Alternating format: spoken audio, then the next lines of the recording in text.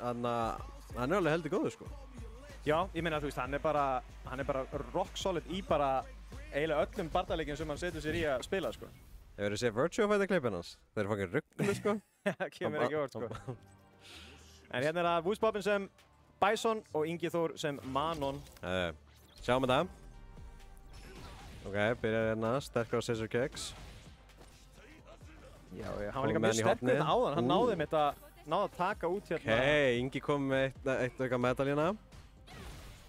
Woodspoppin hafi bæði unni Arna og Icelandic Loser hérna áðan, sko, sem er góð framistæð með fyrsta mót sem hann mætir í Street Fighter, sko. Já, nefnilega. Topp 8 fyrsta skiptið, sko. En Ingi var náttúrulega í þriðja sæti á HR-engnum meðal annars. Já, nefnilega. Þannig að hann kann alveg að spila þetta. Já, sjáum hérna hann tók fyrsta eina rándið alveg mjög vel, kom með 4 medal og allt. 4 medalíur ekki nema.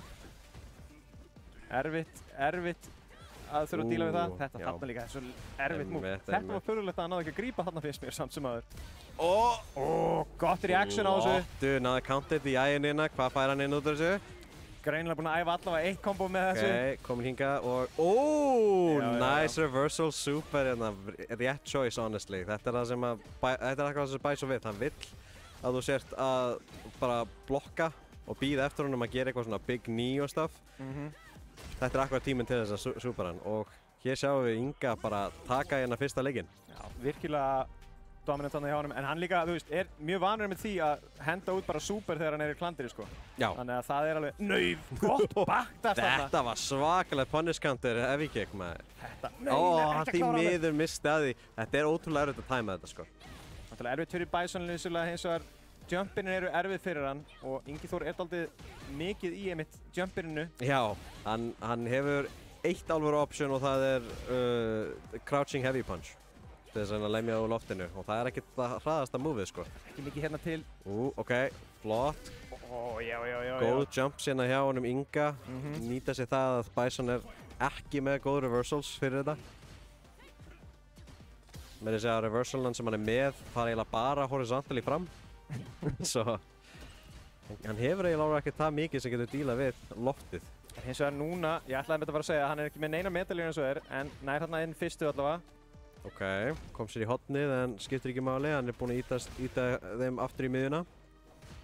Ég held að hann sé, þetta er erfitt matchup fyrir, ég held að Ingi Þór sé bara mjög erfitt matchup fyrir. Komið með hann í hotnið, ok, overhead og jump-in fyrir þetta counter hit. Ingi Þór er dálítið erfiður fyrir með Bison menn út af því að hann er með ekki gott til þess að díla við jump-inin og Ingi er að standa sér rosalega við því að hann er ekki þarna með. Fín miður.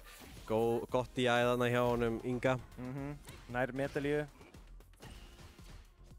Já, ok.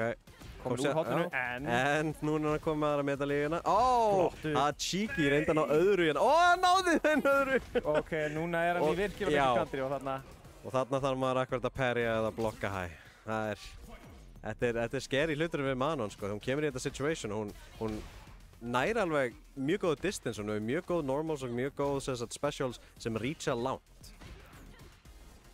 Sjá hvað er samt. Einmitt þetta þarna move. Nær góð punish counter.